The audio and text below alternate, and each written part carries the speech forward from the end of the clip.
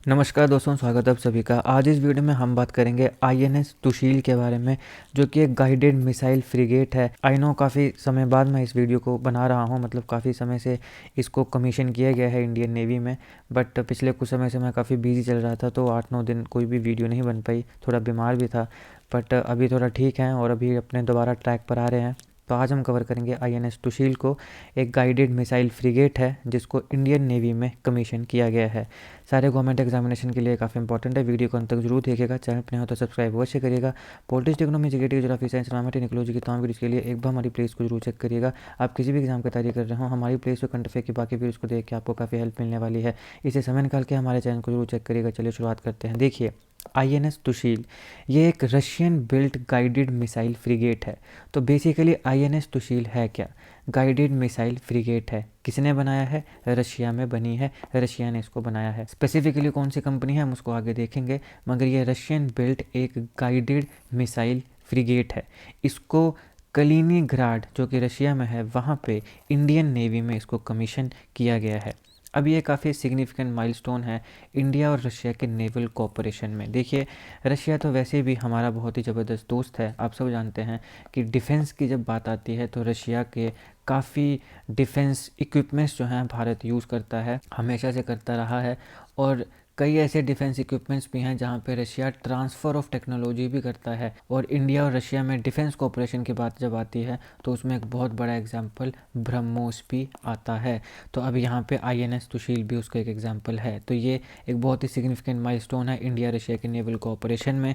ये हमारे भारत की जो मैरीटाइम स्ट्रेंथ ग्रो कर रही है, ये उसको हाईलाइट करता है। अब ये जो एडवांस वॉरशिप है, इससे रिलेटेड भारत और रशिया में 2016 में डील हुई थी। तो देखो, 16 में डील हुई थी, 24 में आके ये अब कमीशन हो रही है। तो देखो, इतना टाइम लगता है मतलब इन चीज़ों में, लेकिन चलो एट द एंड ये कमीशन हुई है और हमारी जो नेवल स्ट्रेंथ है उसको ये काफ़ी ज़्यादा बढ़ाएगी। अब यहाँ पे इस डील में एम है कि भारत की नेवल कैपेबिलिटीज़ को बढ़ाया जाएगा, बोल्स्टर किया जाएगा, जहाँ पे हमें इस प्रकार की 4 स्टील्थ फ्रिगेट्स जो हैं वो हम इसमें इंक्लूड करेंगे। तो आईएनएस तुशील जो है ये सक्सेसफुल इंटीग्रेशन को एग्जाम्प्लीफाई करता है रशियन और इंडियन टेक्नोलॉजीज़ में। किस प्रकार से रशिया और इंडिया की जो टेक्नोलॉजी है उसमें सक्सेसफुल इंटीग्रेशन यहाँ पे हुई है। टोटल इस पूरे के पूरे प्रोजेक्ट की जो कॉस्ट है वो है $2.5 बिलियन। तो ये इतनी बड़ी डील है, यहाँ पे आप देख सकते हैं $2.5 बिलियन की डील यहाँ पे ये है। अब ये जो आईएनएस तुशील शिप है ये अपग्रेडेड वर्जन है क्रीवक 3 क्लास फ्रिगेट का। तो यहाँ पे इससे सवाल बन सकता है, इसको आपने ध्यान में रखना है। आप स्क्रीनशॉट भी खींच सकते हैं।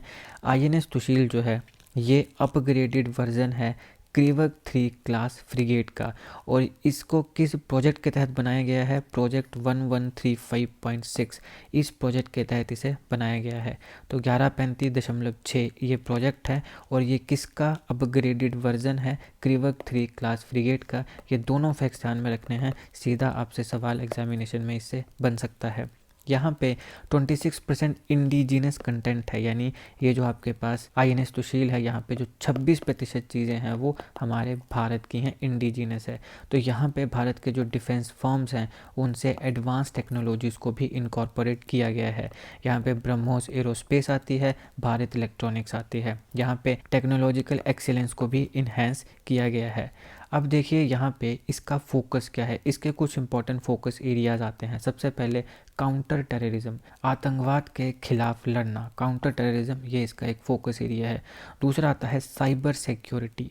तीसरा आता है एआई, आर्टिफिशियल इंटेलिजेंस। अब यहाँ पे आजकल आर्टिफिशियल इंटेलिजेंस का बोलबाला है। तो आप सब जानते हैं कि दुनिया के कई ऐसे देश हैं, हमारा पड़ोसी ही देख लो चाइना, एआई को काफ़ी ज़्यादा इंटीग्रेट कर रहा है ये डिफेंस में।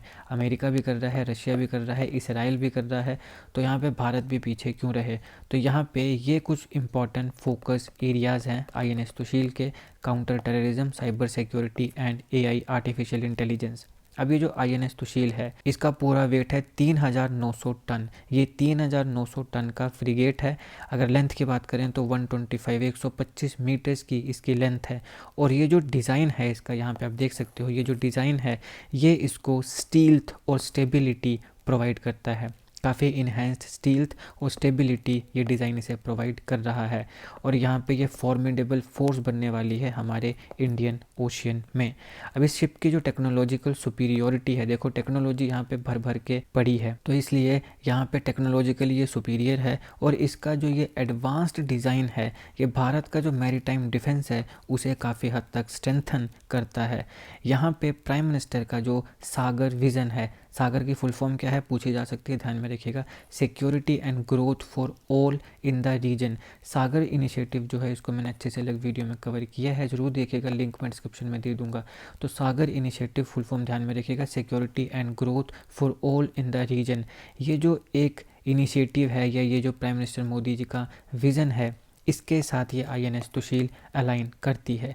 ये जो फ्रिगेट है ये इंडियन नेवी का जो वेस्टर्न फ्लीट है उसे ज्वाइन करेगा। बहुत इंपॉर्टेंट है, इससे सवाल बन सकता है कि अभी जो INS तुशील इसको हमारी इंडियन नेवी में कमीशन किया गया है, तो पहली बात तो कहाँ किया गया है, तो मैंने आपको कालिनिंग्राड बताया जो रशिया में है। और ये पूछा जा सकता है कि इसको कौन सी फ्लीट में ज्वाइन किया जाएगा, तो वेस्टर्न फ्लीट में इसे ज्वाइन करवाया जाएगा। तो ये वेस्टर्न फ्लीट में काम करेगी, ध्यान में रखिएगा। अब यहाँ पे बात आती है कि इसको बिल्ड कहाँ किया गया है, तो रशिया में सोवर्नोए डिज़ाइन ब्यूरो, यहाँ पे इसे बिल्ड किया गया है। अब यहाँ पे ये एक्सपेक्टेड है कि चाइना की जो PLA है, पीपल्स लिबरेशन आर्मी, तो पीपल्स लिबरेशन आर्मी की जो नेवी है उसकी जो एक्टिविटीज़ हैं इंडियन ओशन के रीजन में, कुछ समय पहले हमने इसकी एक्टिविटीज़ बढ़ती देखी हैं, खासकर ताइवान के अगल बगल में, क्योंकि ताइवान जो है वो ये कहता है कि हम एक इंडिपेंडेंट कंट्री हैं, लेकिन चाइना की जो कम्युनिस्ट रिजीम है वो ताइवान को चाइना का हिस्सा मानती है और वो उसे इंडिपेंडेंट कंट्री नहीं मानती। और दुनिया के कई ऐसे देश हैं जो ताइवान को इंडिपेंडेंट नेशन नहीं मानते हैं। तो कुछ समय पहले जब हमें रशिया और यूक्रेन और इसराइल और पैलेस्टीन में प्रॉब्लम्स देखने को मिली, तो उस समय चाइना की भी काफ़ी नेवल शिप्स हैं जो हमें ताइवान के इर्द गिर्द देखने को मिली हैं। हालांकि ऐसा कोई सिचुएशन यहाँ पे एस्केलेट अभी तक नहीं हुई है, हो सकता है फ्यूचर में हो जाए, अभी तक नहीं हुई है। तो चाइना की जो इंडियन ओशन के रीजन में एक्टिविटीज़ हैं उसको काउंटर करने के लिए INS तुशील जो है ये काफ़ी इम्पॉर्टेंट है। अब यहाँ पे आपको डिप्लोमेसी को समझना पड़ेगा कि रशिया और चाइना जो है वो काफ़ी क्लोज भी आ रहे हैं और उसका सबसे बड़ा कारण क्या है, अमेरिका। आने वाले समय में भी ये दोनों देश काफ़ी क्लोज आएंगे क्योंकि अमेरिका में अब आ गया है डोनाल्ड ट्रंप। यहाँ पे रशिया के ऊपर, जब से रशिया ने यूक्रेन के ऊपर हमला किया, आप सब जानते हैं, इसको मैंने ऑलरेडी अच्छे से कवर कराया है, अगर चाहें तो देख सकते हैं।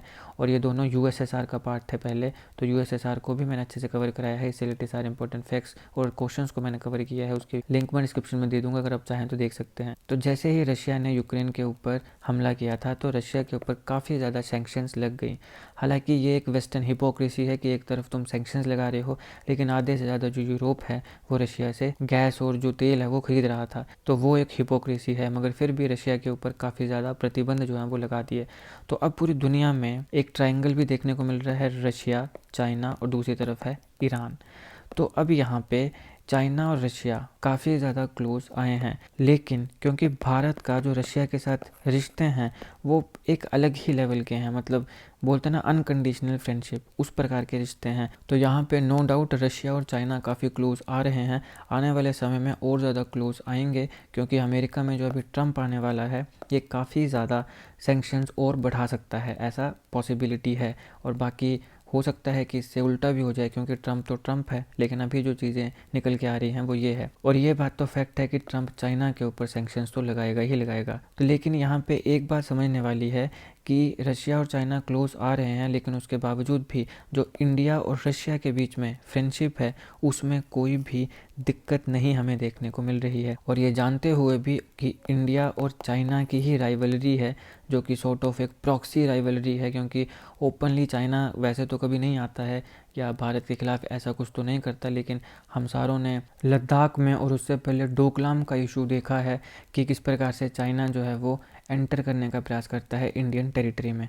तो इन सब चीज़ों के बाद भी इंडिया और रशिया के बीच की जो एक फ्रेंडशिप है, जो एक भरोसा है, वो बना हुआ है और डिफेंस में जो हमारी कोऑपरेशन है वो हमें निरंतर बढ़ती देखने को मिल रही है, जो कि एक काफ़ी अच्छी बात है। अब ये आईएनएस तुशील जो है ये भारत का एक नेट सिक्योरिटी प्रोवाइडर की तरह काम करेगा और जो की ग्लोबल मैरीटाइम कॉरिडोर्स हैं जैसे कि gulf of Oman, gulf of Aden और मलक्का स्टेट, यहाँ पे ये काफ़ी इंपॉर्टेंट रोल प्ले करने वाला है।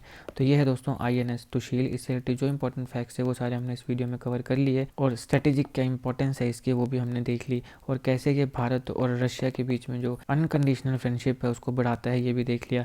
तो आई होप आपको वीडियो अच्छी लगी। अगर आपको अच्छी लगी तो लाइक करिएगा, शेयर करिएगा। Politics, economy, GK, geography, science, environment, ecology की तमाम वीडियोज़ के लिए एक बार हमारी प्लेलिस्ट को जरूर चेक करिएगा। आप किसी भी एग्जाम की तैयारी कर रहे हो, हमारी प्लेलिस्ट करंट अफेयर की बाकी वीडियोज़ को देख के आपको काफ़ी हेल्प मिलने वाली है। इससे समय निकाल के हमारे चैनल को जरूर चेक करिएगा।